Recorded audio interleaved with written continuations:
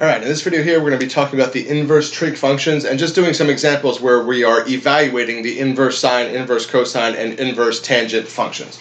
Alright, now I just did another video where I kind of described all three of those functions in the domain and range and what we look for when we're trying to evaluate them. So if you haven't seen that video yet, you should check that one out. Here I'm just going to put those things I talked about in that video into practice to actually do some problems. Alright, so first one, sine inverse of root 3 over 2. Alright, so first thing, which of the inverse trig functions am I dealing with? I'm dealing with sine inverse. So which half of the unit circle does the sine inverse mean I have to look at? And the answer is the right half.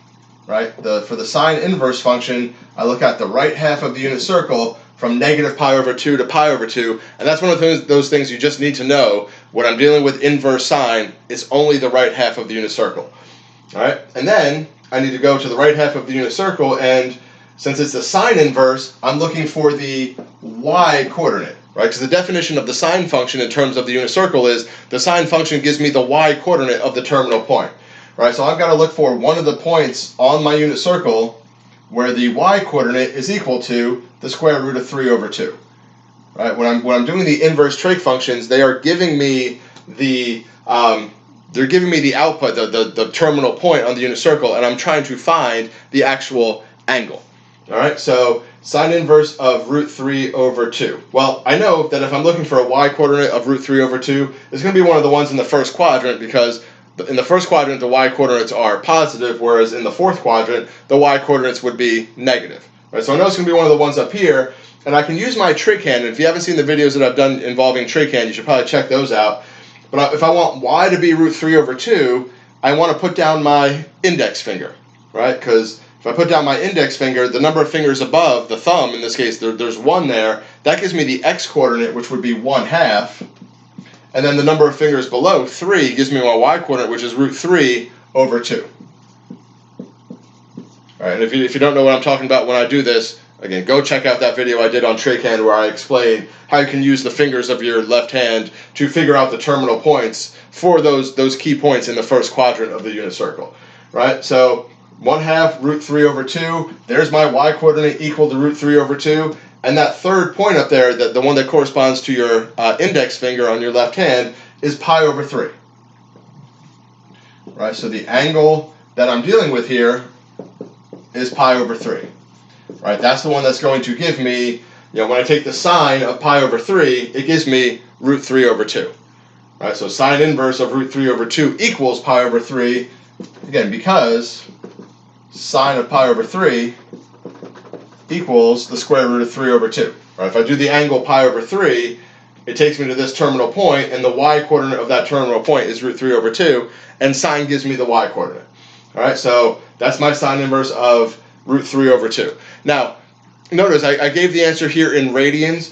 The general rule of thumb when you're doing trigonometry is if you're not told to use degrees, use radians. Right? And the reason we use radians so often when we're doing precalculus is because when you go into calculus, you use radians almost exclusively. Right? When you're doing calculus problems, you hardly ever use the degree measure of an angle. It's almost always going to be the radian measure. And the reason for that is because in calculus, for some of the rules for the things you do in calculus called derivative problems, when you're taking the derivatives of trig functions like sine, cosine, tangent, and so on, the rules are a lot easier when you're using radian measures of the angles. If you use degree measures, the rules become a lot more, not a lot more, but a bit more complicated to use and a bit more complicated to remember when you're using degrees. Right? So when you get into calculus, basically you're always using radians, and so in a pre-calculus class in trigonometry, kind of getting ready for calculus, we start trying to get you ready for using radians all the time. So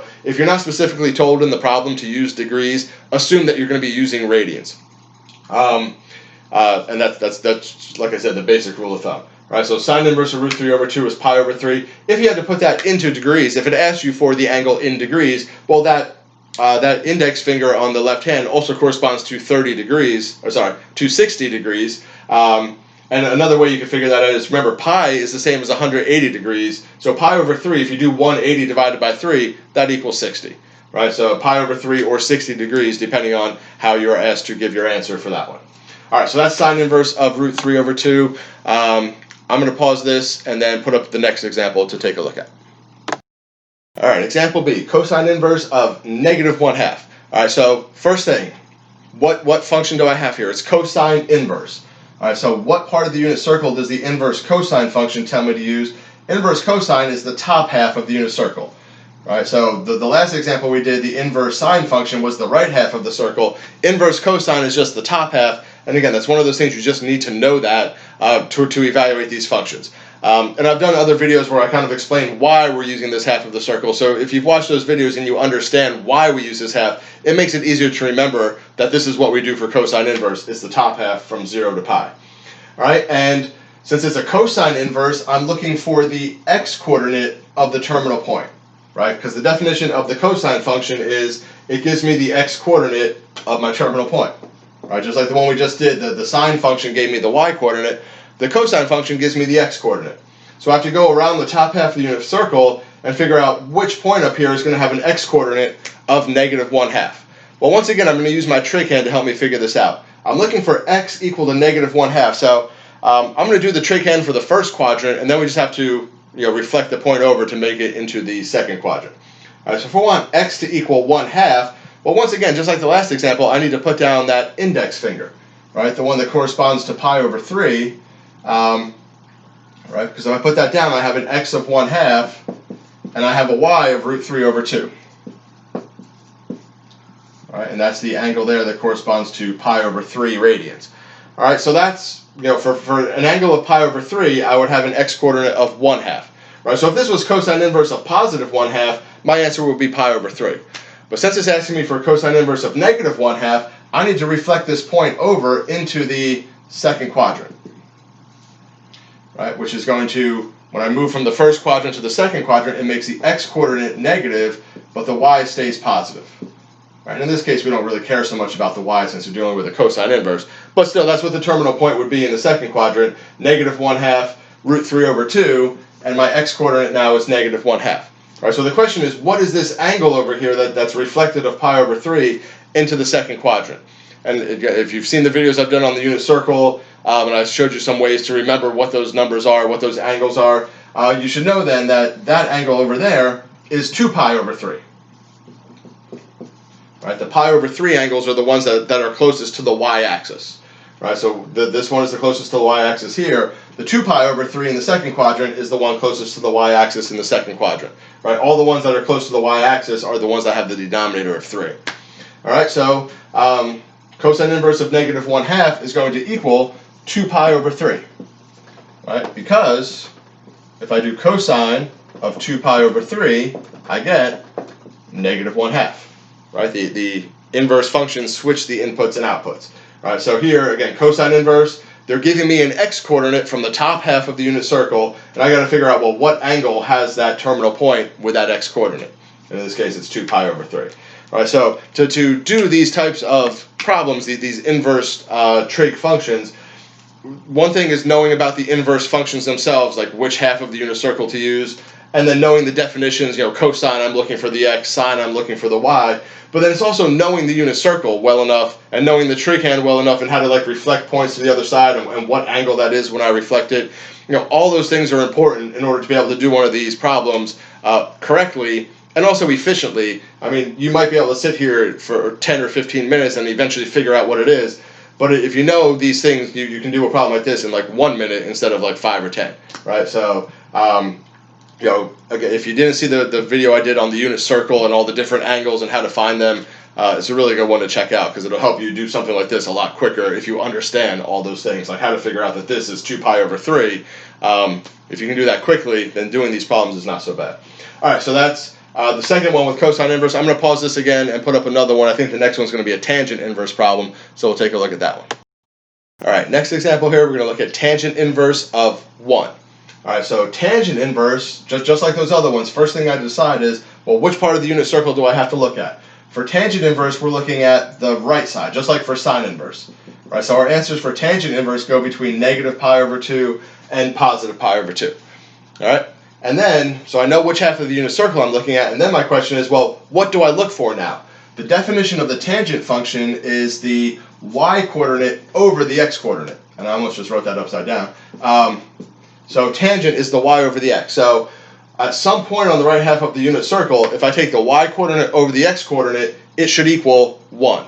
And then that's the point, that's the angle I'm looking for. All right, so if I do the y over the x, I know it's got to come from the first quadrant. You know, if the y over x gives me a positive number, it has to come from the first quadrant because there both the x and y are positive. If I take a point from the fourth quadrant where x is positive and y is negative, if I do a negative over a positive, it's going to give me a negative number, which is not what I'm looking for. Right? So I know right now I really only have 3 choices up there. That's going to give me the tangent inverse equal to 1.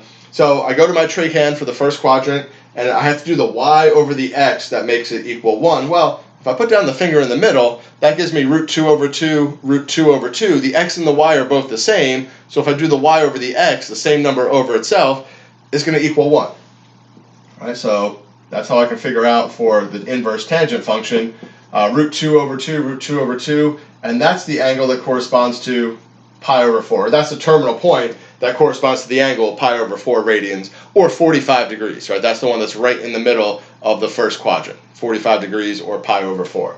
And if you've been watching the videos that I've been doing like all along and kind of following in order, we've already done stuff like this, right? It's just kind of going over that again, you know, kind of reviewing some of those things we saw before. All right, so my answer here, tangent inverse of 1, is going to be pi over 4, right? And the reason for that is because if I do tangent of pi over 4, well, pi over 4 gives me this terminal point. If I do the y over the x, it's root 2 over 2 over root 2 over 2, and everything cancels out, and it just gives me 1, which is the number they gave me here.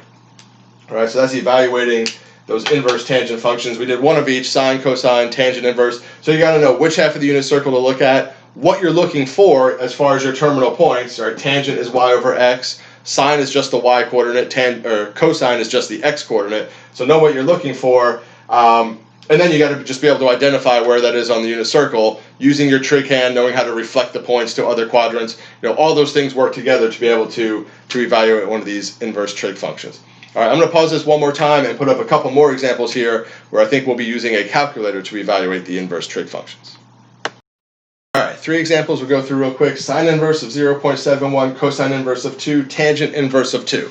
Right, so we cannot approach these like we did those other ones. Like if I try to do sine inverse of 0.71, well, if I look on the right half of the unit circle for a y coordinate of 0.71, it's there somewhere, but it's not one of those numbers that I know. It's not 1/2 or root 3 over 2 or root 2 over 2. You know, 0.71 is none of those, so I can't use the unit circle to evaluate it, which means I have to use my calculator.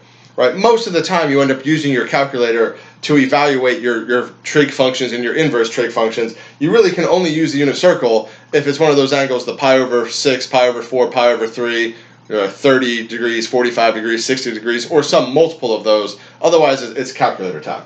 Right? So sine inverse of 0.71. First off, remember what I said a little while ago. If you're not specifically told to give your answer in degrees, it has to be in radians, so make sure your calculator is in radian mode.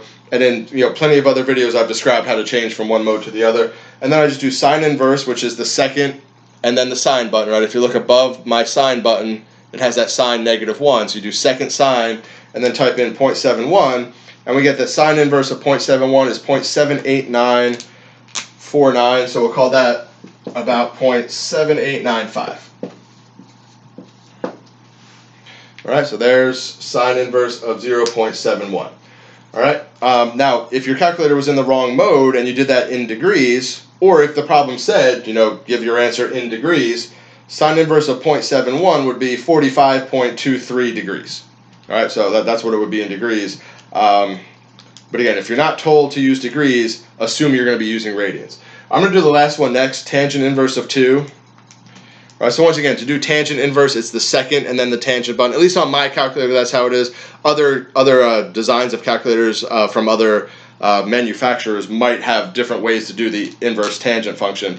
But I do second tangent of 2, and I get 1.107 approximately. And then if I do cosine inverse of 2, let's see what happens to cosine inverse of 2. All right, cosine inverse of 2 gives me an error domain. Right? Remember, the domain of the inverse sine and inverse cosine functions is from -1 to 1. Right? I cannot do inverse tangent, I can't do inverse sine or inverse cosine of numbers unless they're in between -1 and +1. Right? So cosine inverse of 2, DNE, does not exist.